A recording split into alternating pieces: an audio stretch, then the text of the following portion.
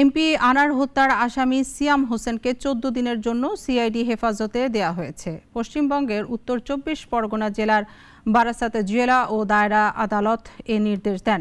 কলকাতা প্রতিনিধি দীপক দেবনাথের প্রতিবেদন, জানাচ্ছেন পিন্টু হাজং।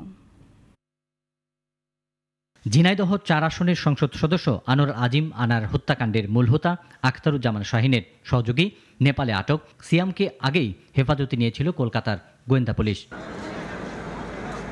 দুপুরে পশ্চিমবঙ্গের উত্তর 24 পরগনা জেলার বারাসাত জেলা ও দায়রা আদালতে আনা হয় সিয়ামকে।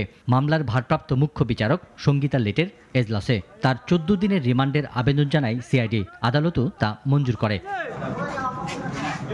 সহকারী পাবলিক প্রসিকিউটর মন্দাকান্তা মুখার্জি জানান, এমপি আনারের লাশের টুকরোর সন্ধান, হত্যায় ব্যবহৃত সরঞ্জামাদি সহ তদন্তে গতি আনতেই সিয়ামকে হেফাজতে চেয়েছে সিআইডি। পিসি প্রেয়ার ছিল 14 ডেজই অ্যালাউ হয়েছে। অ্যারেস্ট তো করেছে বনগা থেকে, আর ধারা যা যা আছে 364, 201, 302, 34 আইপিসি। সিয়ামের বাড়ি বাংলাদেশের ভোলা জেলায়। আলোচিত এই হত্যাকাণ্ডে সিয়াম সহ ভারতে 2 জনকে গ্রেপ্তার করেছে সিআইডি। এদিকে আগেই এই মামলার আরেক আসামি জিহাদ হাওলাদারকে 14 দিনের বিচার বিভাগীয় হেফাজতের নির্দেশ দিয়েছে আদালত। আগামী 21 জুন ফের তাকে আদালতে তোলা হবে। দমদমের কেন্দ্রীয় কারাগারে বন্দী আছে জিহাদ। পিন্টু হাজং, নাগরিক।